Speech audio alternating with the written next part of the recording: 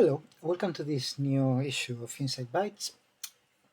In this video, in this presentation, we're gonna show the tools that are currently available in InSite in version 3.17 to analyze the geometry of the induced or natural fracture network. For this we're going to use an example of induced seismicity during a geothermal test on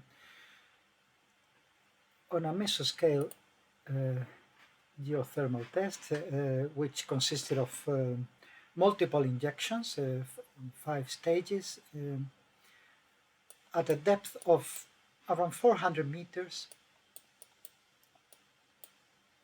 from this injection well that we can see here in blue, and it was monitored using a very good coverage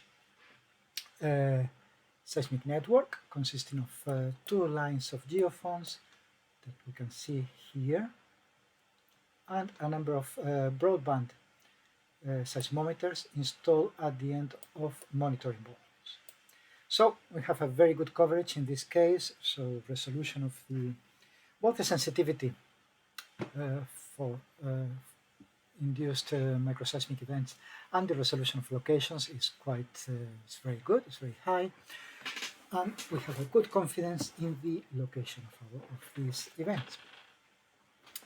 So very important to this test, this analysis, was understanding the way that this fracture propagates and whether they are consistent with the in situ stress, basically. It would be growing in the direction of the maximum horizontal stress, or if there's any deviation, whether it corresponds to the fabric of the fracture, or if there are other phenomena that would explain any deviations from this orientation. So, crucial to this is understanding the orientation of the fracture network that has been induced. And we're going to use the tools that InSite has to monitor this in real time. In fact, in this case, we're going to work with this pre-processed data, pre-processed catalog data. And we're going to work in 2 stages. Initially, as I said, this test was carried out across several injections in different points. So, if a first analysis that we should carry out is checking if the data can be divided into consistent clusters based on inter-event distance. If there are some well-defined clusters in this data set, and for that we're going to use this tool, the cluster, it's called cluster ID. It's not always visible, so if it wasn't visible, you need to go to View and activate that bar, the cluster bar. I've got it here ready. And this is basically a k-means clustering algorithm in which we define the number of clusters, maximum number of clusters, in fact, because we've got the option to regroup them in case those clusters are within a minimum separation, in case they can be regrouped. Also, we can customize this by the fact that we require the events to have a minimum number of neighbors to be within a particular cluster, and we can define what would be the maximum k-means residual that we allow. Also, there are options to do the initial search from a random point or from a point that we assign from the location visualizing. We're going to leave it random and run it. And it's done it now. And we can visualize the cluster it has been divided in by going to scene, looking into the scene properties, and for example use the color scale instead of time, use the cluster label option. Yeah, and we can see here it hasn't regrouped any of the cluster, it has regrouped them into 5. Scale here shows it goes from 1 to 5. Possibly if we use a different color scale it might be clearer. Yeah, you can see that clearer here, how they are divided into 5 different clusters. What appear to be isolated events are assigned to the nearest cluster, but yeah, there are other tools to filter them out. So this is the first step. We have divided our seismic cloud into 5 different clusters, and we go back to the data visualizer and we sort them. We will sort our events by cluster. I'm going to enable initially all of the events in this component, and we can run the structural analysis, and I'm going to explain what it does. So structural analysis, what it will do is it will group all the enable events into groups of 3, all the possible combinations of groups of 3 that we have, and it will calculate the pole to the plane that these 3 points define, and it will plot it onto a sterograph. If there's any underlying structure, if there's a dominant orientation in this underlying structure, it will be highlighted as a maximum concentration of these poles.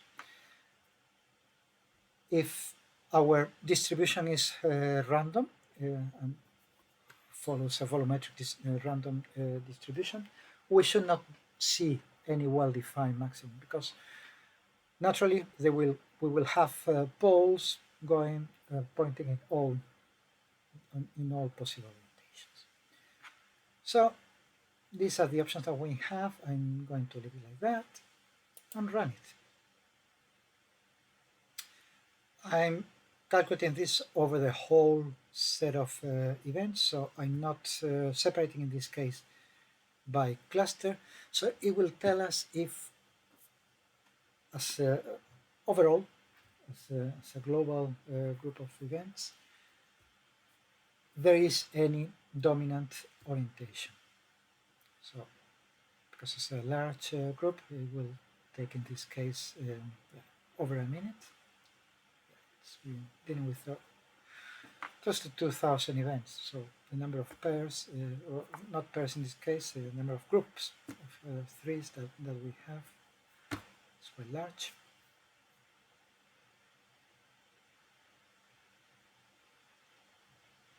So we'll have a minute away, still got the wait. As I said, this first check is on the whole data set. We've not divided them by cluster, just to see what's the dominant trend that we have.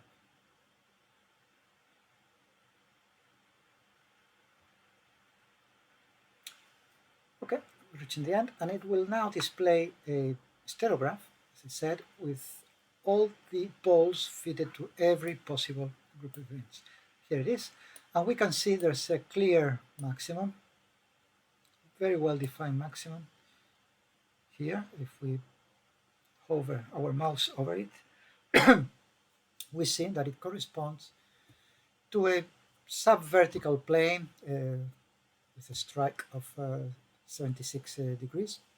This is the pole, remember, so the actual plane will be normal to that, will be at 90 degrees from that, so it's got a strike of 76 degrees measured from north, and a deep angle of 72 degrees. So we can say subvertical.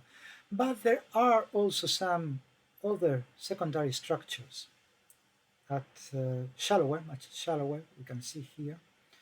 I do not follow that pattern. So this would be a good initial analysis, but as I said, for a more thorough analysis, a more meaningful analysis is done if we use the label, if we use the cluster label as our as a way of classifying our events. And I'm going to sort them by cluster label. You can see it here. And let's have a look at one of them. And just to have a look at one of them, all we need to do is disable all the rest of events. Now we only have the events corresponding to the cluster number 1. Labeling is random, so it's one of them. We can go to the 3D visualizer just to see which cluster is this. We can see it there. And all we need to do now is run the structural analysis, which will be much faster now in this case. It's a few seconds. And it shows a not so well defined, I'm going to enlarge it a little, yeah, not so well defined orientation, but it's still, yeah, have some maxima here at a deep angle of 51 and yeah, oriented basically 323 degrees, measure from north.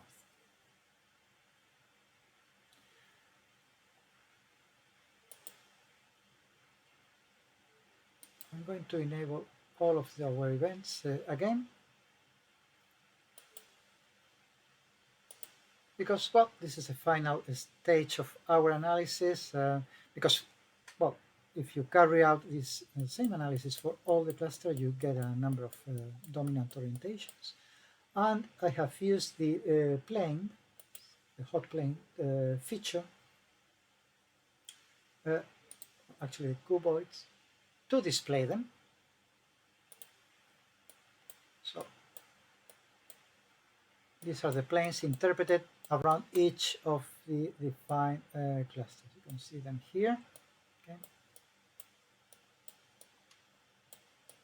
And well, this is very useful if we can correlate these orientations with in situ stress, for example, dominant fabric, or if they don't match any of these, try and interpret if there could be any local stress rotations. Okay, so this was a very short presentation. I hope it was useful. Hope you can apply this to your data sets. And if you have any further queries, any questions, don't hesitate to contact us at appliedseismology.co.uk. Thank you very much.